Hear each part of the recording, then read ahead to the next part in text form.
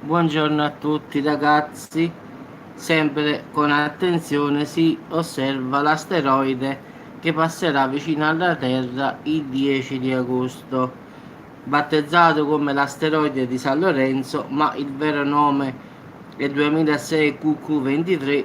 Preoccupano purtroppo le grandi dimensioni e non tanto il suo previsto sfrecciare in prossimità della nostra Terra. Però questo sassolino, come lo vogliamo chiamare ragazzi, è molto grande. Si tratta di ben 200 metri di larghezza e oltre 500 metri di lunghezza, quindi diciamo che è considerato potenzialmente molto pericoloso. Non è un sassolino, è una cosa molto, non dico gigantesca proprio, ma stiamo là. Quindi un suo impatto sulla Terra, ragazzi, sarebbe una, diciamo, catastrofe a livello continentale. Quindi immaginiamo che è meglio che non cade sto coso perché fa paura. Quindi diciamo che un impatto così capita ogni 200.000 anni, quindi non è una cosa che succede tutti i giorni. Comunque la NASA è preoccupata, anche la ESA stanno studiando per vedere la traiettoria giustamente quale sia, anche se a livello astronomico passerà 20 volte la distanza che percorre la Terra con il nostro pianeta, quindi è potenzialmente pericoloso, però non tanto. Quindi però sono sempre preoccupati per il fatto che la gravità terrestre possa attirarlo verso di noi. Questo è sempre il problema. Quindi anche se passano ben lontano, la preoccupazione è che il nostro campo gravitazionale lo possa attirare a sé. Questo è il pericolo. Qua non si tratta di un sassolino, ma di una cosa gigantesca proprio.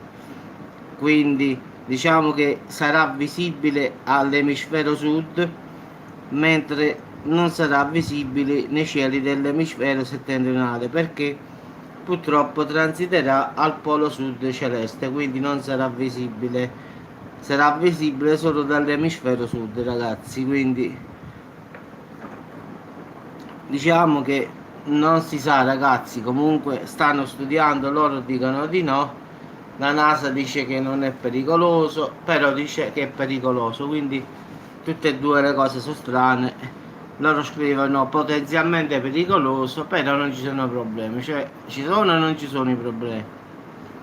Prima mi scrivi potenzialmente pericoloso, significa che può impattare, no? Però dopo scrivono, però non è un problema.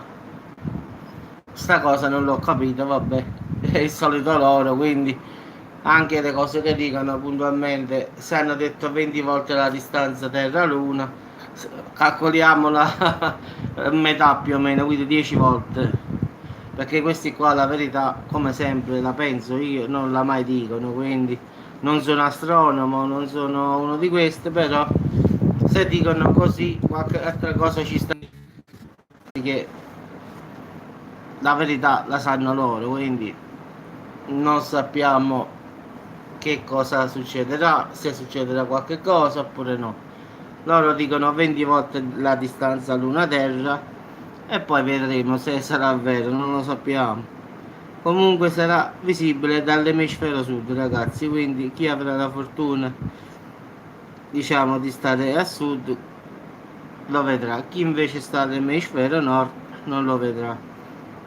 Quindi ragazzi vi auguro una buona giornata e come sempre incominciamo sempre nel migliore dei modi, perché questi fanno dalla NASA, scrivono allarme NASA potenziale pericolo, poi leggi l'articolo in inglese, faccio la traduzione e mi scrivono no, non sarà un pericolo perché quello starà 20 volte la distanza Luna Terra.